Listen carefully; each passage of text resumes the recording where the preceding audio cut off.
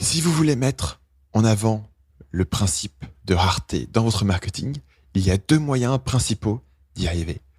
Le premier moyen est de tout simplement limiter le stock, ce dont on a parlé à l'instant.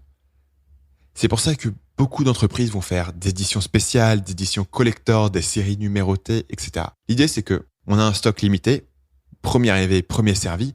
Ça va pousser votre acheteur à agir plus rapidement et à mettre plus de valeur dans votre produit.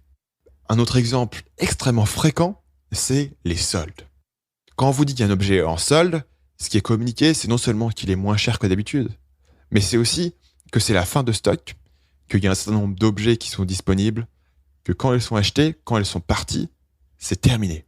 Les gens vont prendre des décisions beaucoup plus rapidement dans un contexte de solde. Pourquoi ? Parce que l'opportunité d'acheter à ce prix risque de disparaître. Mais que se passe-t-il si vous ne pouvez pas limiter le stock ? Dans ce cas-là, vous pouvez mettre une autre limitation pour créer la rareté, et c'est limiter la durée. Donner aux gens une deadline après laquelle ils ne pourront plus acheter. Cette technique est souvent utilisée quand le fait de dire que le stock est limité n'a pas vraiment de sens.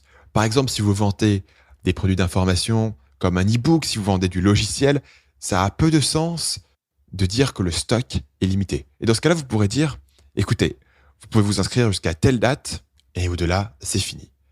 Cela aura le même effet que limiter le stock. Faire penser à votre client potentiel que le produit ne sera potentiellement plus disponible et que s'il veut prendre la décision, il doit prendre la décision maintenant. L'idée ici, c'est que l'être humain a tendance à procrastiner.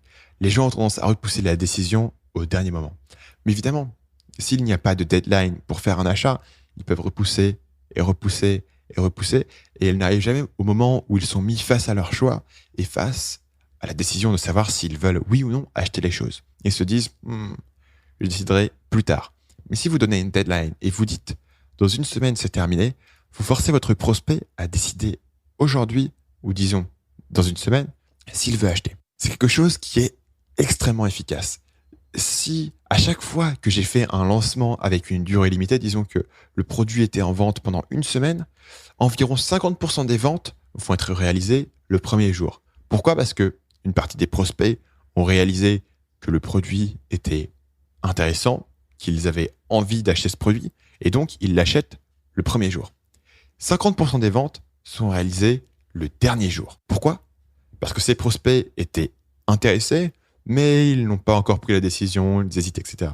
Le fait de leur donner une deadline les force à prendre la décision. Et sur 50% de ventes qui sont réalisées le dernier jour, certains auraient acheté quoi qu'il arrive. Mais une grande partie aurait procrastiné, aurait hésité, aurait réfléchi. Finalement, ils n'auraient jamais fait l'achat.